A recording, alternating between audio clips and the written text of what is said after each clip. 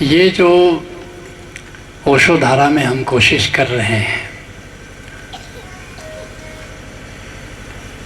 कि कैसे हम अपने जीवन में प्रेम लाएं, आनंद लाएं, उत्सव लाएं। यह हमारा दावा नहीं है कि पहली बार हम ये कोशिश कर रहे हैं। सारे ऋषियों ने, सारे संतों ने, सारे अवतारों ने यही प्रयास किया है, सारे सूफियों ने यही प्रयास किया है और आगे भी जो संत आएंगे वे यही प्रयास करेंगे।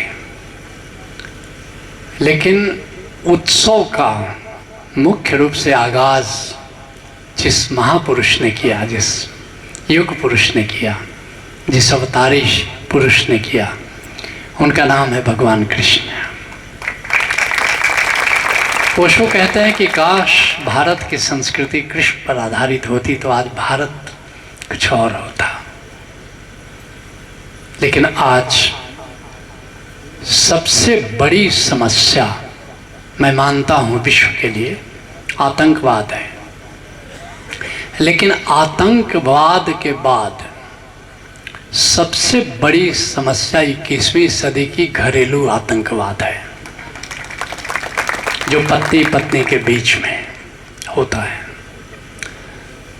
मुझे याद है कि 32 साल की उम्र में मृत्यु मेरे सामने खड़ी थी, लेकिन मैंने कहा परमात्मा से कि अभी जिस उद्देश्य के लिए धरती पर आया था,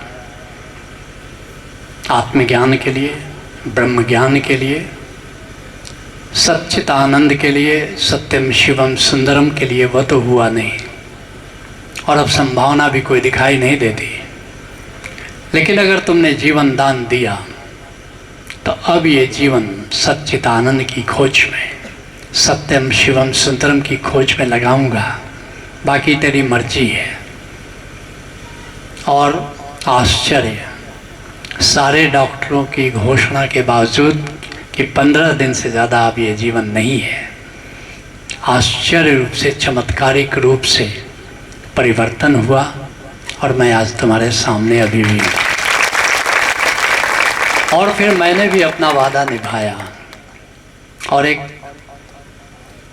सोचा कि मृत्यु से सभी डरे हुए हैं, एक ऐसा गीत लिखें कि मृत्यु का वह गीत मृत्यु के भय से मुक्त कर दे। काफ़ी बार गीत लिखा, सोचा ऐसा गीत लिखें जो किसी की मृत्यु हो तो बजे और लोग उमंग में आ जाएं, आनंद में आ जाएं, नृत्य करने लगे। लेकिन हर बार गीत लिखने के बाद मैंने देखा कि उदासी का थोड़ा पुट आ जाता है तो गीत फाड़ दिया।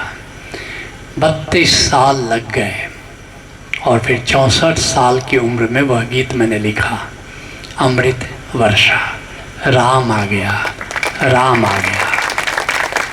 तुम सब सुनते हो, ओशो धारा में कोई शरीर छोड़ता है तो उसकी शव यात्रा में, श्मशान यात्रा में ये गीत बजता है, सब मित्र नाचते हैं। ठीक इसी तरह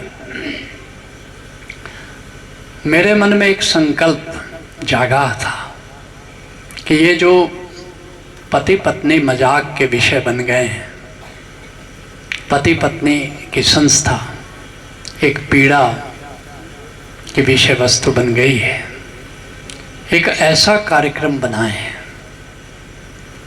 जिसको करने के बाद यह पति पत्नी का इंस्टीट्यूशन आनंद पूर्ण हो जाए, प्रेम पूर्ण हो जाए। बहुत वक्त लग गया, लेकिन इसी साल 2016 में आखिर उस कार्यक्रम का निर्माण संभव हो सका, दाम्पत्य प्रज्ञा। एक ऐसा कार्यक्रम